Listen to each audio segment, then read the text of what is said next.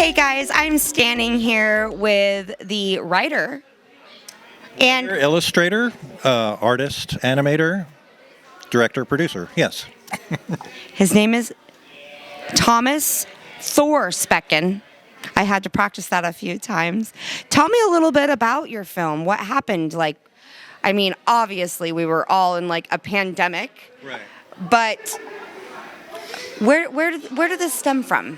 Where did this come from? Lockdown, essentially. Where people were wondering what to do, I started doing a painting every day, and I ended up doing that for about 4 years. Following the news, I'd read or listen to articles every day, and the news was always more absurd from day to day, and it got worse and worse. And I tried to portray how absurd things were by exaggerating the reality of life and how people were reacting to the situation. And how could you even feel like you're exaggerating anything when we're living in that chaos, right? It was total chaos, so it was actually pretty easy to portray, yes. Absolutely. And what's fantastic is this filmmaker was with us, and I look over at you, and what were you doing this weekend? I saw you drawing. Yeah, I bring a sketch pad anywhere I go, so I was documenting the festival by sketching every event that I was at in the festival. So that's what I do day to day. I post online a sketch and an article every day, and it sort of changed to become the paintings about the pandemic for 4 years. But now I'm morphing back to what I began. January 1st, 2009 is when I started. Magical human being. You have any intention of ever coming back to visit us on the Oregon coast and do some work with us here? I love the Oregon coast. I biked across America, and Oregon was my favorite place to camp and to be. It's moss everywhere, lush foliage. I loved it. Yes. So, and Brookings is the home of winter flowers. So, with that being said, thank you so much for being part of this. And what award was it that you won? Best animated film. Best animated short. Thomas, thank you so much. I appreciate you making the trek out here. I know it's impossible to get to Brookings, Oregon. It was fun. It was all downhill. I loved it. All downhill from here. So hopefully we'll see you very soon in the future. And I want to see all of your drawings, and we'll share them for you. Thank you. Thank you.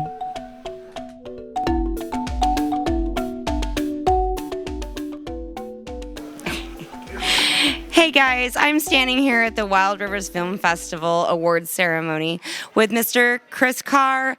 You just got awarded the Best Screenplay Shorts. So I hear a rumor that you're actually going to be able to make this movie.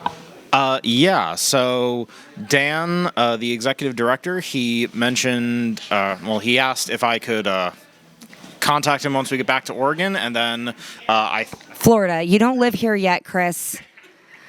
Yes. Once you get back to Florida. Once I get back to Florida, it's been an exhausting week, but it's been a good week. So once we get back to Florida, I'm gonna email Dan. We're gonna do a breakdown and get a budget, and then we're gonna produce the short. Oh my God, you must be so excited. You're 23 years old. You have a momager, which I love that woman so much as she cackles in the background. Love. Are you feeling like this is your forever thing that you would like to do as you grow into an adultier adult? Is that a thing? Is this your dream? Is this what you want to do? Yeah, working in film has always been a dream of mine. I didn't know exactly what I wanted to do. Writing has seemed to be my end point, but I would also like to direct myself one day. Amazing. And I haven't got to read it yet, but I'm going to. And I've heard nothing but amazing things. Obviously, he won an award this weekend.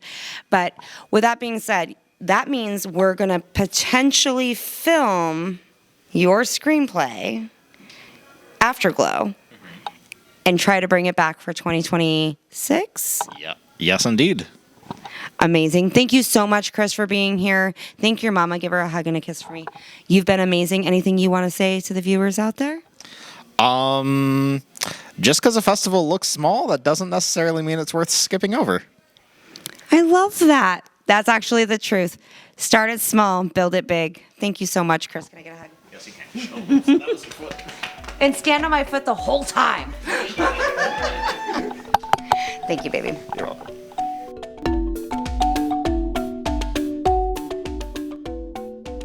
On your mark, sir. Yes, ma'am.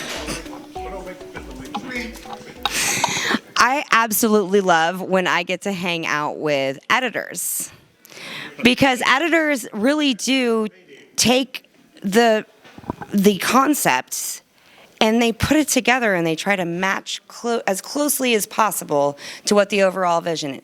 Do you agree, or am I off base?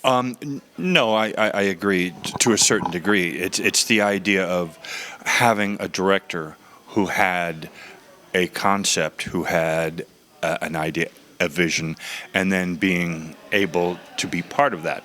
I am old school. Like Frank Capra had basically a mantra: one director, one film. And I'm absolutely adamant about having that philosophy, because I think it's an important part of the collaborative process.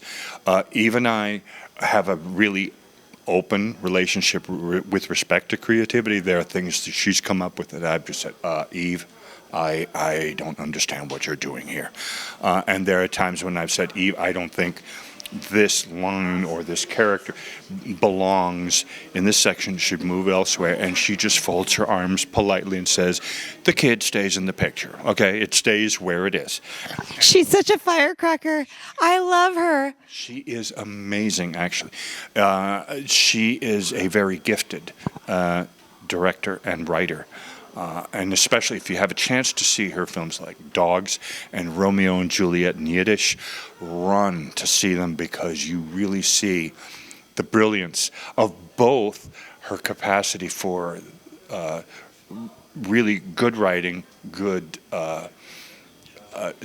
original creative writing, but also that light touch, which is in the work. It's also in those two films. And I found that to be very refreshing and sort of an original spin on the documentary perspective. So yeah. Well, it's magical. The film is The Work, A Conversation, and it's all about Juilliard and this chaos in the 60s. And I really feel like Eve did an amazing job capturing it. She did. She absolutely did. When Tim Monick, as you know, is in the film, he's the dialect coach. He's the one that brought us together. He's the one that Eve said, I think, or rather that he said to Eve, you should work with Scott, because he would be fit. It is, actually. It really, really is. And because of that, having that open, like I talked about, having that relationship, it's been really, really magical, really. And for me, it's sort of a dream to be able to say, I can say what I feel creatively. I can try and get it to a point that I think is creatively important. And she allows that, but she has that, there is that give and take. And it's really balanced. It's really perfect. It's really good. What's amazing is I don't think we're getting rid of these humans yet. We're actually going to be able to keep you around.